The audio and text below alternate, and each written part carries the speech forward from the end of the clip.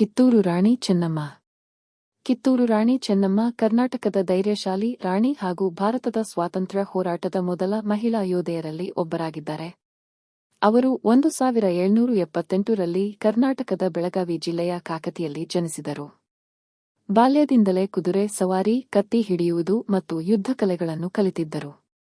ನಂತರ ಅವರು ಕಿತ್ತೂರಿನ ರಾಜ ಮಲ್ಲಸರ್ಜನ ಅವರೊಂದಿಗೆ ವಿವಾಹವಾದರು.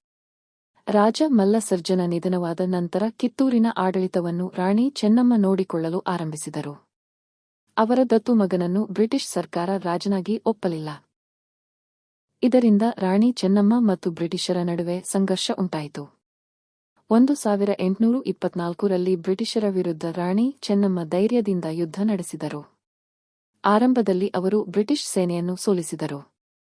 ಆದರೆ ನಂತರ ಬ್ರಿಟಿಷರು ಹೆಚ್ಚಿನ ಸೇನೆಯೊಂದಿಗೆ ಬಂದು ಕಿತ್ತೂರನ್ನು ಮುತ್ತಿಗೆ ಹಾಕಿದರು. ಕೊನೆಗೆ ರಾಣಿ ಚೆನ್ನಮ್ಮ ಬಂಧಿಸಲ್ಪಟ್ಟರು. ಅವರನ್ನು ಬೈಲಹೊಂಗಲ ಕೋಟೆಯಲ್ಲಿ ಬಂಧಿಸಿದರು. 1829ರಲ್ಲಿ ಅವರು ಅಲ್ಲಿಯೇ ನಿಧನರಾದರು.